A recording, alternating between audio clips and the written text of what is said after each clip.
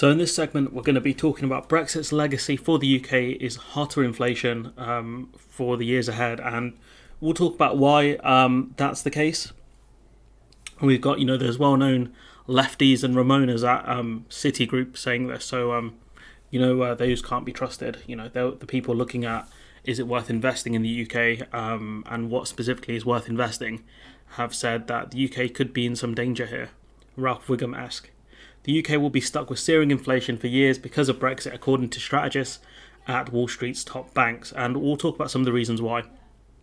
Citigroup, Bank of America Corp and Standard Bank all see the UK as an outlier in the developed world because of the economic damage wrought by the decision to cut ties with the European Union. So a lot of the top banks have come to this conclusion, which tells you that something is going wrong with the UK economy, and it's very rare I'd agree with any of these financial groups. Even as the price pressures start to fade elsewhere, they say UK inflation will be higher than normal because of immigration controls and supply chain disruption. So you've got really the end of freedom of movement, which the UK is heavily reliant on, and we'll talk about that in a few weeks potentially.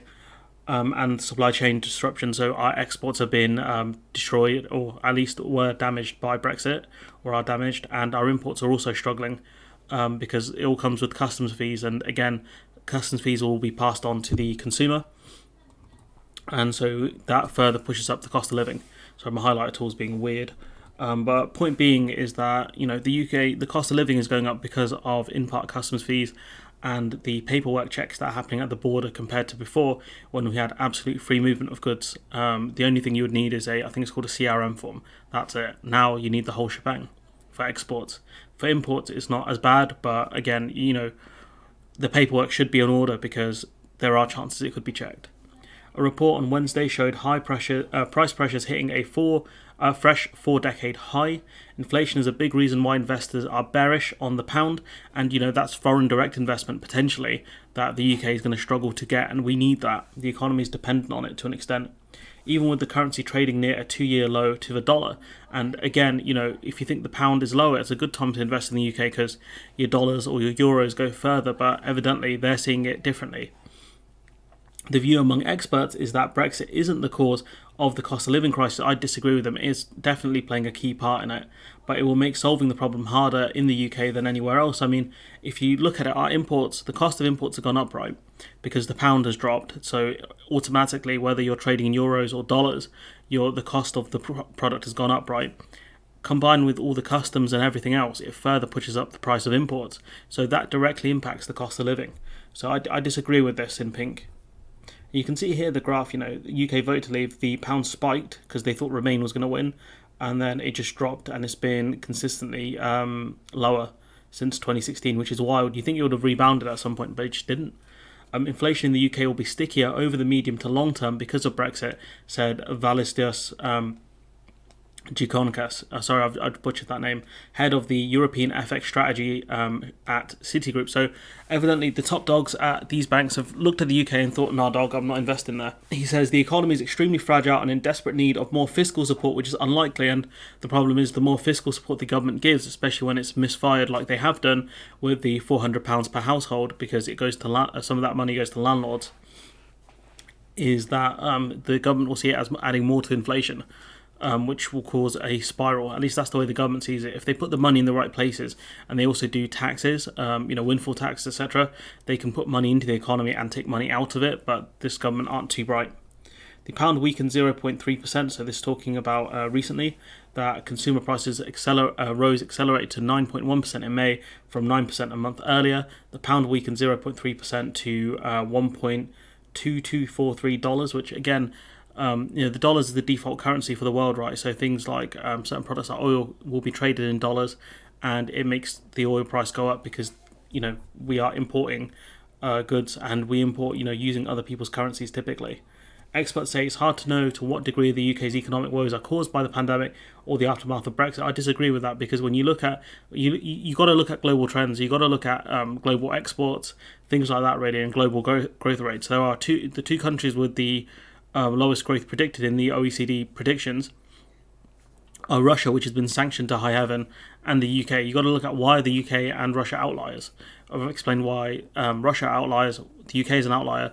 You've got to put it down to Brexit to an extent.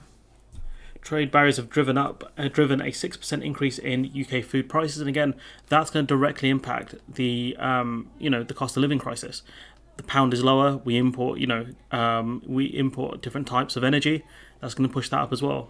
This, according to a report from the London School of Economics, a 6% rise in food prices just because of trade barriers. It's very high. You can see lost ground, so business investment it's just dropped off significantly. So that's the first quarter of 2016. You can see it's kind of flatlined, even though it's consistent growth since the financial crash. And then you've got obviously the impact of the pandemic there. So foreign direct investment really, business investment just stagnated since the referendum. It's just wild.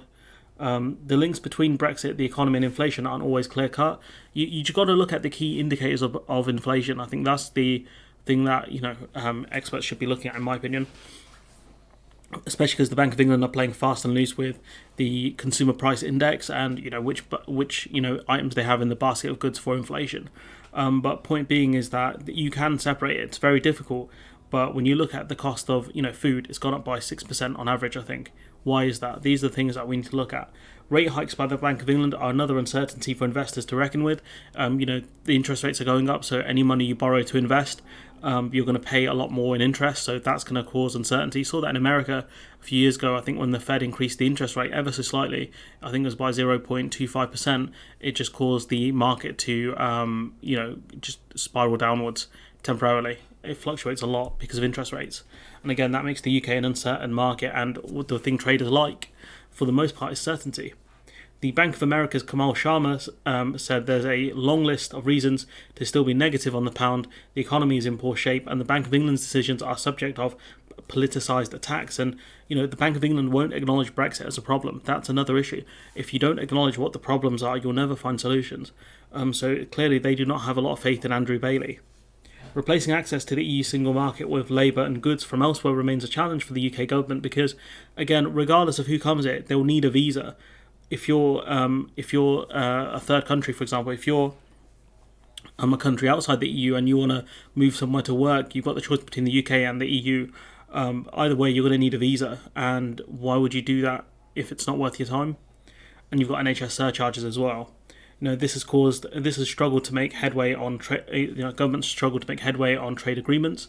That's not surprising either, because the trade agreements we've got so far are garbage. So we can't replace the lost trade or the lost kind of workforce that we've lost because of Brexit. That causes massive problems in the economy. We have record low unemployment right now, but also record high vacancies, which means that the workforce have to come from somewhere, because they're not going to come from Britain. Among strategists, most expect the pound to keep weakening, which is alarming considering how much the UK imports. Citigroup sees the euro gaining against sterling to around 90% by the end of the third quarter, from 86 pence currently. And again, this is going to push the price of imports up for the British consumer, which I don't know how much that really helps the EU. This will make their goods more expensive, but at the end of the day, it's going to really push up the cost of living, the fluctuations with the pound and the fact that it's constantly lowering. To get inflation under control, the Bank of England may have to take a harder line on interest rates, but the problem is, they're just taking more and more, by raising interest rates, they're going to be taking more and more money out of, lower middle class people and working class people, because the ones that have mortgages, they're going to have to pay more on their mortgages, and the ones who live in rented accommodation, the landlords are going to try and put prices up, which further will take money away from people who desperately need it and also desperately need to spend the money in order to help the economy out. It's ridiculous. When we think about the next 3 to 4 years, not just the next 12 years, we believe there is every reason to expect the UK base rates will vault those in the US. He said the market is not priced for this, and I don't know what US interest rates are looking like now. I don't follow the Fed close enough, but the simple fact is these American banks have come to the conclusion, I think, that the UK will have, I'm zooming around a bit, will have higher interest rates than the US will. The UK is struggling for workers, struggling for goods, and it's going to create more scarcity. Let me put it this way, right? If we can't get foods off farms, right, that means we have to import the food from somewhere, because otherwise it means more and more people starve in this country. So the more food we import from the EU, it comes at a cost, of course, transportation costs. So you've got to factor that in, rising fuel costs, etc. You've got a weakening pound, which means the cost of that food that we are importing is going to go up because, a pound is weakening against the euro, for example. So that puts the prices up. You've got a supply crisis, you've got a worker crisis, as well, and it just shows that the UK is struggling on so many different ways. I've kind of lost my brain a bit here. Sorry about that. But point being is that the UK inflation will be a large problem because of the fact that we're going to have to get the goods from somewhere. With customs fees, rising fuel costs, etc., it's going to add more and more to the price of goods we import, combined with a weakening pound. Because at the end of the day, people in this country aren't going to go without, which means the food's going to have to be imported, which means that's going to come at significant costs because of customs, because of rising fuel costs, etc. So the UK is in a very bad position. But hopefully you guys got something out of this video. It does show you that the UK's inflation is going to be particularly long term.